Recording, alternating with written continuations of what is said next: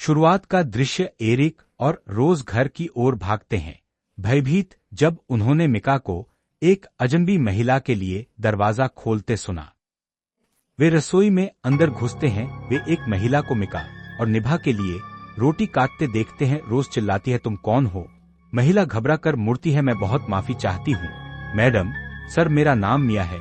मुझे आपके वरिष्ठ अधिकारी के ऑफिस से भेजा गया है क्योंकि आप यहाँ नए हैं। उन्होंने मुझसे पूछा कि क्या आपके परिवार को किसी चीज की जरूरत है।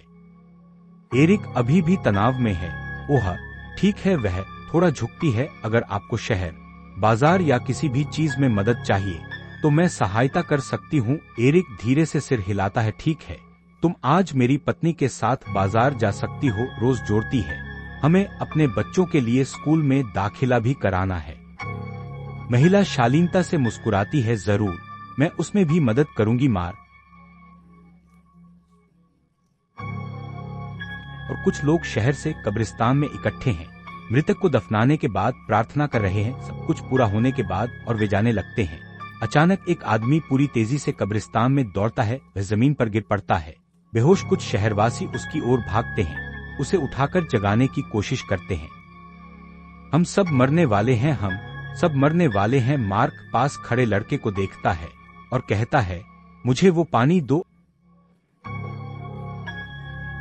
अगली सीन में कट करे रोज और मिया, जो ऑफिस की महिला है, अपने बच्चों के दाखिले के लिए जा रही है। मिका और निभा भी उनके साथ हैं। चलते हुए रोज पूछती है, मिया, मुझे इस शहर के बारे में बताओ। मिया एक पल चुप रहती है, सोचती है, फिर वह बस कहती है, यहाँ के लोग दोस्ताना और दयालु हैं। फिर रोज ने पूछा, इस शहर के बारे में जो बातें लोग कहते हैं, जैसे रात को दरवाजा न खोलना और ऐसी बातें। मिया एक पल हिचकिचाई, फिर जबरदस्ती हंसी। हाँ, यहाँ के लोग अभी भी अंधविश्वासों में विश्वास करते हैं। आप जानते हैं, बुजुर्गों की बातें, वह कहती है, लेकिन उसकी आवाज आत्मविश्वास से खाली थी। रोज साफ महसूस कर सकती थी कि वह कुछ छुपा रही है। उसके बाद सीन कट होकर एरिक के ऑफिस में लंच ब्रेक के दौरान आता है। वे खाना खा रहे थे, तब उसका एक सहकर्मी उसकी ओर देखकर पूछता है, तो एरिक, तुम्हें अब तक शहर कैसा लगा? तब एरिक ने जवाब दिया, मुझे लगता है यह एक अच्छी जगह है, बहुत शांतिपूर्ण, और मैं सच में उस महिला के लिए दयनीय महसूस करता हूँ जो हमारे घर के पास रहती है। उसका बड़ा बेटा आज सुबह मर गया। तब उसका सहकर्मी पूछता है, क्यों, उसके साथ क्या हुआ? एरिक ने कहा, मुझे नहीं पता। आदमी उन्होंने कहा कि वह 3 हफ्ते से लापता था और घर लौटने के बाद वह मर गया। फ्रैंक, जो सहकर्मी था, सिर हिलाते हुए कहा, यह वाकई बुरा है यार। तब एरिक ने पूछा, और तुम्हारा परिवार है? फ्रैंक ने सिर हिलाते हुए कहा, हाँ, मेरी पत्नी है, लेकिन वह यहाँ नहीं रहती यार। वह जोआई शहर में पढ़ा रही है, मेरा बेटा भी वही है। मैं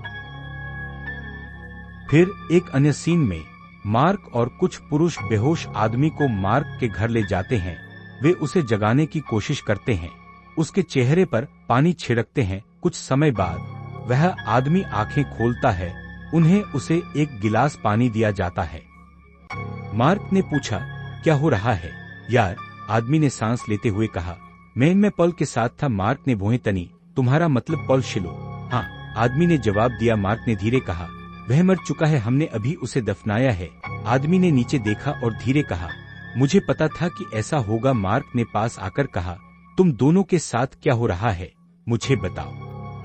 आदमी ने बताया, मैं और पॉल मछली पकड़ने गए थे। मैं खाना बना रहा था और वह मुझसे लगभग 45 मीटर दूर था। जब खाना तैयार हुआ, मैंने उसे बुलाया। उसने कहा, तुम पहले खाओ, मैं आता हूँ। तो मैंने पहले खाया, फिर थोड़ा सो गया, लेकिन जब मैं जागा तो अंधेरा हो चुका था। मैंने उसे हर जगह ढूंढा, लेकिन चाहे मैं कितना भी दूर भागा, मैं हमेशा उसी जगह वापस। मार्क ने पूछा, फिर तुमने क्यों कहा कि हम सब मरने वाले हैं? आदमी ने गहरी सांस ली, मैंने ऐसा इसलिए कहा क्योंकि उस जगह के पास मछली पकड़ने वाले हर कोई गायब हो गया है। मुझे लगा पॉल मर जाएगा और मुझे भी मरना होगा। सर बात करते हुए उसने मेज पर रखी एक रोटी का टुकड़ा देखा और जल्दी से पकड़कर ऐसा खाया जैसे कई दिनों से कुछ नहीं खाया हो। मार्क ने पूछा, तुम कहाँ से हो? आदमी ने जवाब दिया, मैं जावाज से हूँ। मार्क ने सिर हिलाया, हाँ, तुम्हें जाना चाहिए। आदमी ने मार्क को देखा और धीरे कहा, पॉल अच्छा आदमी था। मार्क ने सिर हिलाया, हाँ, वह वाकई अच्छा था। आदमी ने हल्की मुस्कान दी, फिर उठकर जाने लगा। बाहर निकलने से पहले उसने पूछा, क्या तुम्हारे पास 100 रुपये हैं? मुझे घर जाने के लिए टैक्सी का किराया चाहिए। मार्क ने बिना कुछ कहे उसे पैसे दे दिए। देखते हुए कि वह आदमी चला गया। रात का दृश्य, एक लड़का बाहर खेल रहा है जबकि उसका पिता देख रहा है। बेटे अंदर आओ, पिता बुलाता है, खाने का समय हो गया है। लड़का अनिच्छा से अंदर जाता है। वे साथ में खाते हैं, फिर सोने चले जाते हैं। लड़का ऊपर देखकर धीरे पूछता है, पापा माँ वापस आएगी? पिता भारी दिल से आह भरता है, नहीं बेटे, वह वापस नहीं आएगी, वह इस दुनिया में नहीं रही। लड़का सिर हिलाता है, अपने विश्वास में दृढ़। मैं मानता हूँ कि वह वापस आएगी। अंततः दोनों सो जाते हैं। अचानक लड़का झट से जाग जाता है और दरवाजे की ओर चलता है। कौन है? वह पूछता है। एक परिचित कांपती आवाज फुसफुसाती है, मैं हूँ। बेटे दरवाजा खोलो, मुझे बहुत ठंड लग रही है। लड़का हिचकिचाता है, मैं खोल नहीं सकता। आवाज विनती करती है, कृपया, मुझे बहुत ठंड लग रही है। प्यारे अपनी समझ के खिलाफ लड़का दरवाजा खोल देता है। बाहर कोई नहीं है। उलझन में वह मुड़कर दरवाजा बंद करने लगता है। एक महिला उसके पीछे खड़ी है, पूरी तरह से गीली। वह डर के मारे घूम जाता है। उसका चेहरा भूतिया सफेद है, उसकी आंखें पूरी तरह काली हैं। वह उसे जोर से थप्पड़ मारती है। लड़का जमीन पर गिर पड़ता है। उसका शरीर असामान्य रूप से मुड़ जाता है। उसके मुंह से सफेद लार फूट रही है।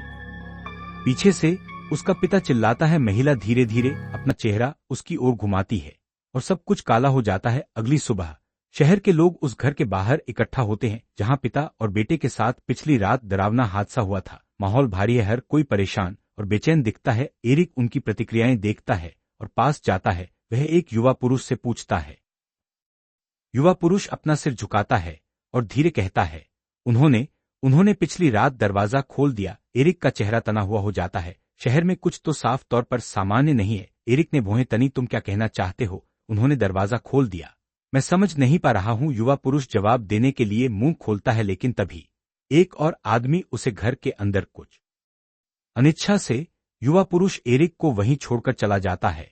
उसका सवाल अनुत्तरित रह जाता है। एरिक की आंखें भीड़ में तैरती हैं, बेचैन। पिछली रात की किसी डरावनी घटना की भावना और मजबूत हो रही थी। घर पर रोज मिका और निभा के लिए टिफिन पैक करने में व्यस्त है।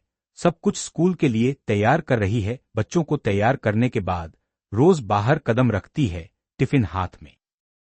एरिक को बुलाती है, मैं स्कूल छोड़ने जा रही हूँ। एरिक गुस्से में मार्क के पास जाता है, आवाज में हताशा, इस शहर में क्या हो रहा है?